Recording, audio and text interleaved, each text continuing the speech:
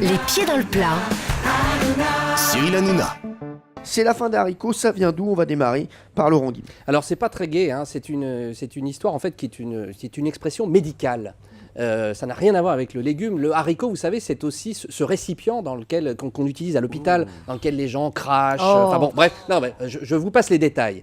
Et les médecins, traditionnellement, lorsqu'une personne venait à décéder, on vidait la chambre, on évacuait tout, etc. Et on n'utilisait plus le haricot et on disait, c'est la fin des haricots. Oh, mais c'est horrible. Voilà. Ouais, c'est horrible, ce n'est pas du tout ça. Ouais, mais Vraiment. c'était crédible. Mais c'était bien, c'était très c'était bien. pas J'ai mal. beaucoup aimé. Hein. C'était pas mal.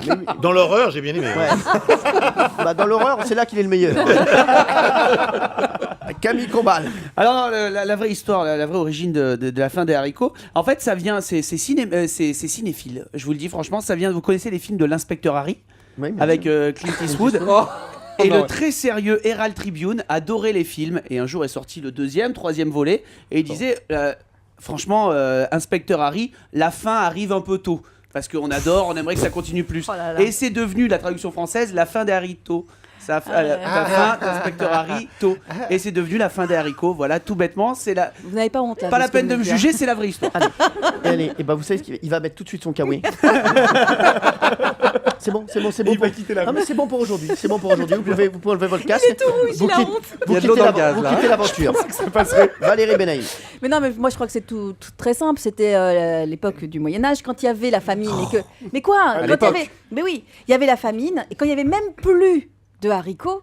C'était que c'était vraiment la fin du monde, quoi. Que c'était la fin de tout. Quand il n'y a plus de haricots, c'est la fin du monde. C'est que vraiment plus rien ne va. Pas mal. Voilà. Pas mal Valérie. Un truc Benaïm. comme ça. Enfin, du monde. Ouais, pas du Bah, monde, enfin, mais la fin. enfin, la vraiment, fin on des n'est pas haricots, bien, quoi, on n'est la pas fin des bien. haricots. Alors, Pierre Bellemare. avec mon partenaire jardinier, Oui, Stéphane Marie. nous avons quand même une petite idée. Hein. Bon, Ah. alors, Oui, nous avons hein, un peu anticipé. allons-y. Alors, En fait, c'est le légume qui se conserve le mieux.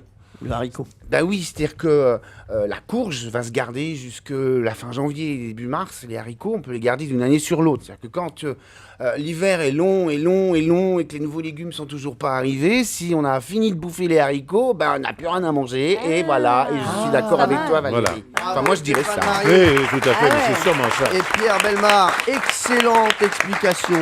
Heureusement que vous étiez là, Stéphane. Hein, bravo. Bon, bravo. Non, mais bravo. C'est pas du tout ça. Sachez Alors que la bonne explication, la voici. Au début du XXe siècle, dans les internats, on distribuait des haricots aux élèves en guise de nourriture.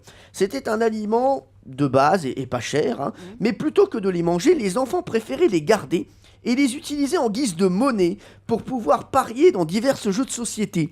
Et quand un enfant perdait tous ses haricots mis en jeu, il ne pouvait donc plus parier sur rien et se trouvait exclu de tous les jeux. Pour lui, c'était la fin de tout et la fin des haricots. c'est mignon. Il n'avait plus rien. C'est beaucoup plus mignon.